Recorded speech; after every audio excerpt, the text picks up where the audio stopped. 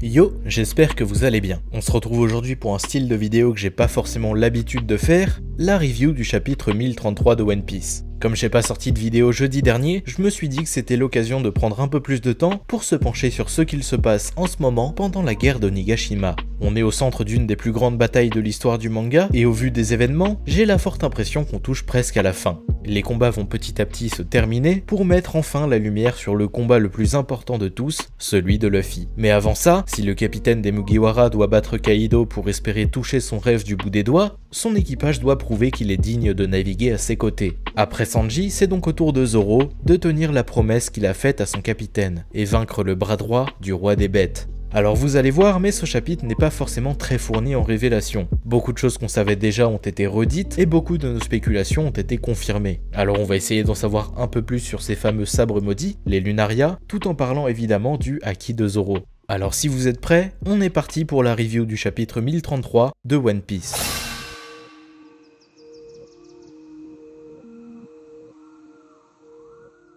On reprend directement là où le chapitre 1032 s'était arrêté, avec Zoro qui rencontre pas mal de problèmes avec Enma. Comme il s'en était aperçu lorsqu'il l'a tenu pour la première fois, ce n'est pas un sabre facile à dompter, et il lui demande énormément d'énergie. Lui qui avait déjà beaucoup de mal à comprendre comment il pourrait vaincre King à pleine puissance, se retrouve désormais dans la pire situation possible, puisqu'il ne sait toujours pas comment battre le second de Kaido, et doit en plus de ça se battre contre sa propre lame. Et c'est cette difficulté qui va nous suivre tout le long de ce chapitre. En effet, pendant qu'il est en train d'essayer de récupérer le contrôle de son épée, King s'avance pour lui porter un coup auquel le sabreur répond directement. Seulement, au contact du sabre, le corps du Lunaria provoque une énorme explosion.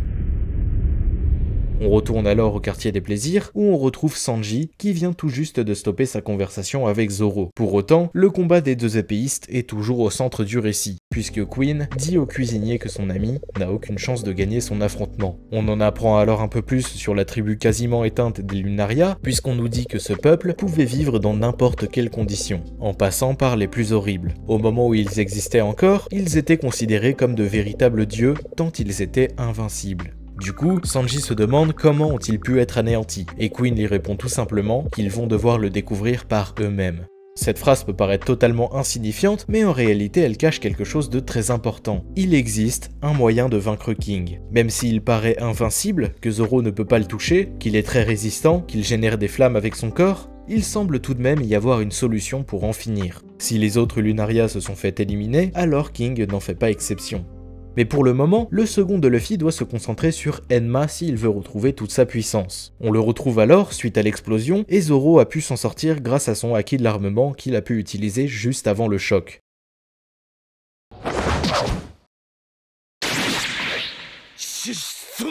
Zoro lui lance l'une de ses plus puissantes attaques, mais King n'a même pas une égratignure. C'est ce qu'on a vu juste avant, il faut qu'il trouve un autre moyen de porter ses attaques sans se mettre en danger. Mais lors de sa contre-attaque, Enma refait des siennes et empêche Zoro d'éviter le coup du Lunaria. Il se le prend de plein fouet, provoquant la destruction d'une partie de l'île. C'est alors que la partie intéressante de ce chapitre commence. Il se remémore certains souvenirs, notamment le jour où il a obtenu le Sendai Kitetsu forgé par Itetsu, mais également du moment où il a obtenu le Wado Ishimanji. Et ça n'a rien d'anodin, puisque lui et Enma sont très liés. Le maître de Tama en avait rapidement parlé au chapitre 955, mais elles ont toutes les deux été faites par le même forgeron, Kozaburo Shimotsuki. Pour rappel, c'était un samouraï de Wano. Il a fabriqué Enma, qu'il a offert à l'héritier du clan Kozuki. Suite à ça, il a quitté illégalement le pays pour se rendre sur East Blue. C'est important de préciser illégalement parce que Wano Kuni est un pays fermé et personne n'est censé entrer ou sortir. C'est notamment pour ça qu'Oden a attendu si longtemps avant de pouvoir quitter l'île. Le samouraï s'est alors rendu sur East Blue où il sauve des personnes d'une attaque d'un groupe de brigands. Il enseigne le maniement de l'épée aux gens qu'il a aidés et fonde le village Shimotsuki. C'est alors que Koshiro naît, qui lui-même donnera naissance à Kuina. C'est pour ça que dans l'introduction, j'ai précisé qu'on n'apprenait pas grand chose de nouveau dans ce chapitre. En réalité, on connaît déjà toute l'histoire du forgeron de la lame d'Oden, puisque toutes les infos que je viens de vous donner sortent directement du SBS du tome 96. D'ailleurs, c'est depuis ce moment qu'Oda laisse entrevoir une importante ascendance pour Zoro. L'auteur semble avoir prévu quelque chose par rapport à ça, puisqu'en racontant l'histoire de Kozaburo, il enchaîne en questionnant ses potentielles origines. Pour autant, même si on n'apprend pas grand chose de son histoire, c'est la première fois qu'on le voit, et on a enfin une nouvelle partie du flashback de Zoro. On le voit discuter avec le vieil homme. Au cours de cette conversation, on apprend à quoi sert réellement une épée. Un forgeron crée son sabre pour qu'il prenne le plus de vie possible. Autrement dit, une épée n'est pas maudite, elle remplit juste sa mission première. Un sabreur est donc celui qui va réussir à dompter cette lame, celui qui va prouver qu'il est digne de la manier. Zoro se souvient alors des mots de Kozaburo concernant Enma. C'est une lame tellement puissante qu'elle ne peut pas être utilisée par n'importe qui. C'est pour cette raison qu'il l'a nommée par rapport au Seigneur des Enfers. On retourne à l'époque de Luffy et son second comprend ce que fait Enma. Elle le teste pour savoir s'il peut être ou non le successeur d'Oden. Malheureusement pour le moment, ce n'est pas suffisant, mais en réfléchissant de plus en plus, le haki de l'armement qu'il utilisait pour contrôler la lame se transforme peu à peu en haki des rois, faisant s'évanouir tous les sbires de Kaido autour de lui. Il comprend que ce n'est pas une très grande qualité de haki qu'il faut lui donner, mais qu'il faut simplement lui montrer que l'utilisateur possède les qualités d'un roi, ce que Kaido a vu en lui 23 chapitres plus tôt. Maintenant qu'il a compris comment maîtriser la puissance d'Enma, Zoro va se concentrer sur son combat, en trouvant notamment cette fameuse solution pour pouvoir venir à bout de King. Mais tout ça va sûrement être l'enjeu des prochains chapitres.